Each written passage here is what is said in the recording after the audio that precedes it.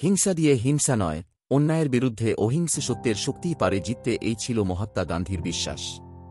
যখন ব্রিটিশরা Rowlatt act, Jallianwala Bagh হত্যাকাণ্ডের মতো বর্বরতা চালায়, তখন ভারতবাসীর মনে একটাই প্রশ্ন, আর কতকাল সহ্য করব?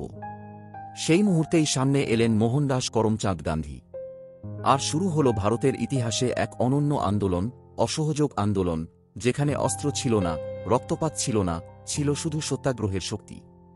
চলুন আজ জেনে নিই এই অসাধারণ আন্দোলনের জন্ম, বিস্তার এবং প্রভাব সম্পর্কে। ব্রিটিশদের দমন নীতি।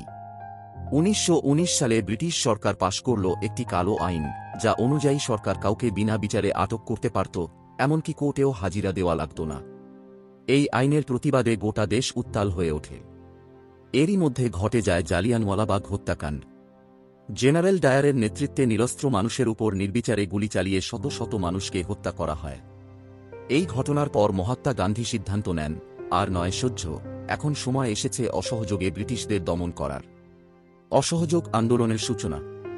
1920 সালে গান্ধীজি শুরু করেন অসহযোগ আন্দোলন। এর মূল ভাবনা ছিল, আমরা ব্রিটিশ সরকারের সঙ্গে কোনো ধরনের সহযোগিতা করব না, না প্রশাসনে, না শিক্ষায়, না বাণিজ্যে, না আইনি ব্যবস্থায়। তিনি বলেছিলেন, যদি ভারতবাসী একযোগে ইংরেজ শাসনের সহযোগিতা বন্ধ করে দেয়, তবে এই সাম্রাজ্য নিজে থেকেই ভেঙে পড়বে। আন্দোলনের রূপ ও বিস্তার। গোটা ভারত জুড়ে এই আন্দোলন ছড়িয়ে পড়ে আগুনের মতো। ছাত্ররা ব্রিটিশ স্কুল, কলেজ ছেড়ে দেয়। আইনজীবীরা কোর্টে যাওয়া বন্ধ করে দেন। সরকারি চাকরি ছাড়েন অনেক দেশপ্রেমিক। মানুষ পরিধান করে খাদির কাপড়, জ্বালিয়ে দেয় বিলেতি পণ্য। বিদেশি কাপড়, লবণ, চিনি বর্জন করা হয়। গান্ধীজি আহ্বান জানান, স্বদেশী গঠন করুন, গ্রামে ফিরে যান, নিজের কাপড় নিজে বুনুন।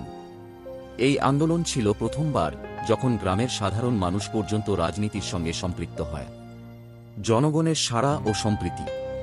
এই আন্দোলনের অন্যতম শক্তি ছিল হিন্দু মুসলিম ঐক্য। খিলাফত আন্দোলন ও অসহযোগ আন্দোলন একসঙ্গে চলেছিল। সারা দেশ এক অনন্য সম্প্রীতির দৃষ্টান্ত স্থাপন করে। নারীরাও এগিয়ে আসেন, যেমন সারোজিনী নাইডু, অন্নি বেসান্ত। লোকেরা বুঝে যায়, স্বাধীনতা আসবে সত্যাগ্রহ ও আত্মশক্তির মাধ্যমে, বন্দুক নয়। আন্দোলনের স্থগিতকরণ। চৌরিচৌরা কাণ্ড। 1922 সালের ফেব্রুয়ারিতে উত্তর প্রদেশের চৌরিচৌরা নামক স্থানে একটি বিক্ষোভ হিংসাত্মক হয়ে ওঠে। উত্তেজিত জনতা পুলিশের থানা পুড়িয়ে দেয় এবং কয়েকজন পুলিশ নিহত হন। এই ঘটনায় গান্ধীজিকে ব্যথিত করে। তিনি মনে করেন, মানুষ এখনও অহিংসার জন্য প্রস্তুত নয়। ফলে তিনি 1922 সালে অসহযোগ আন্দোলন বন্ধ করে দেন। এতে অনেকে হতাশ হলেও এটি প্রমাণ করে গান্ধীজির আত্মনিয়ন্ত্রণ এবং নৈতিক আদর্শের প্রতি নিষ্ঠা। সত্যাগ্রহের শক্তি ও ভবিষ্যৎ প্রভাব। অসহযোগ আন্দোলন সফল না হলেও এটি ছিল ভারতের স্বাধীনতা সংগ্রামে এক নতুন অধ্যায়ের সূচনা। এটি জনসাধারণকে রাজনীতিতে যুক্ত করল। স্বরাজ বা আত্মশাসনের ভাবনা দেশের প্রতিটি কোণে ছড়িয়ে গেল। ইংরেজ সরকার বুঝে গেল, গান্ধীজি এবং তাঁর অহিংস আন্দোলন একটি শক্তিশালী চ্যালেঞ্জ। ভবিষ্যতে লবণ সত্যাগ্রহ, ভারত ছাড়ো আন্দোলন, সবকিছুর ভিত্তি তৈরি হল এই অসহযোগ আন্দোলনের মধ্য দিয়েই। অসহযোগ আন্দোলন আমাদের শিখিয়ে দেয়, প্রকৃত শক্তি আসে আত্মসংযম থেকে। মহাত্মা গান্ধী দেখিয়ে দিলেন যে যুদ্ধের অস্ত্র না থাকলেও স্বাধীনতার জন্য লড়াই করা যায়।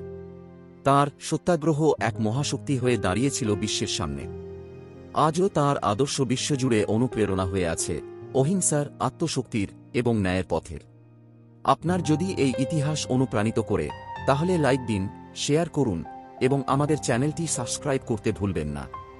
কমেন্টে জানান, গান্ধীজির কোন নীতি আপনাকে সবচেয়ে বেশি অনুপ্রাণিত করে।